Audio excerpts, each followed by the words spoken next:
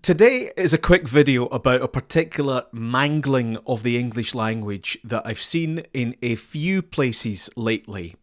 And I think we need to be really careful that in our efforts not to offend and in our desire to include and not to label people, that we risk saying things that are just nonsensical. So let me read you this example that I saw last night, and I'm not going to single anybody out because I don't think there's any need, and that's not fair. But I've seen a few people doing this. I've heard a few people saying this. So the tweet is, "Are you an artist with lived experience of mental health?" And then it talks about some funding that they've got and a mental health arts program, right? Are you an artist with lived experience of mental health?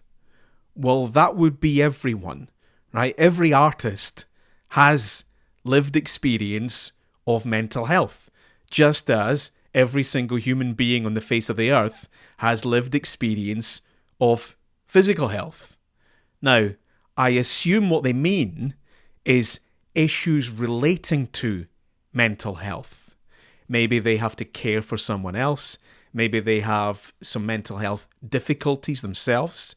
And I can absolutely understand why they don't want to use a word like difficulties or issues, because they don't want people to feel labelled or stigmatised. And goodness knows there's been enough stigma around mental health.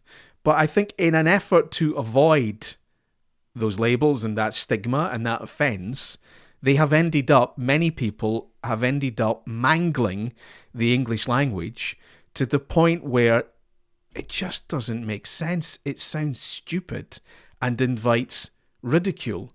And if you're not stigmatised and labelled because of your mental health issues, you're just stigmatised and labelled because of your outrageous mangling of the English language.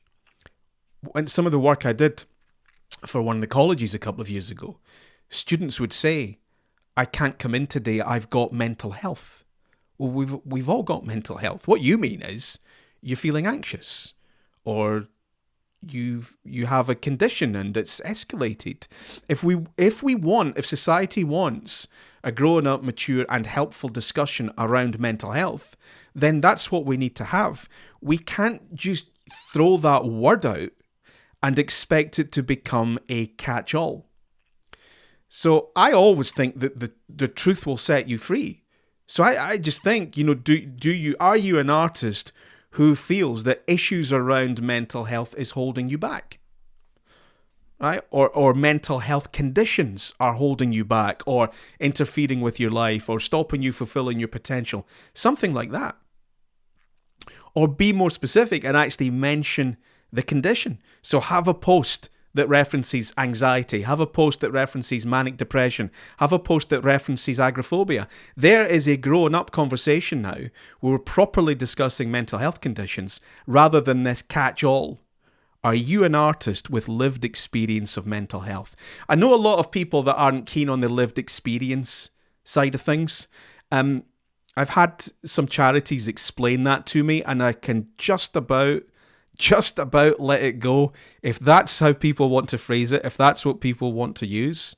But we all of us have lived experience of mental health. Even if we accept this lived experience thing, we've all got lived experience of our own mental health.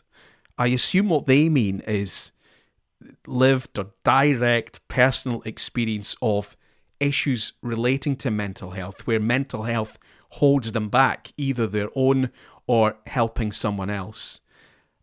Let's be grown up and mature. Being grown up and mature doesn't mean hiding everything behind an unholy mangling of the English language.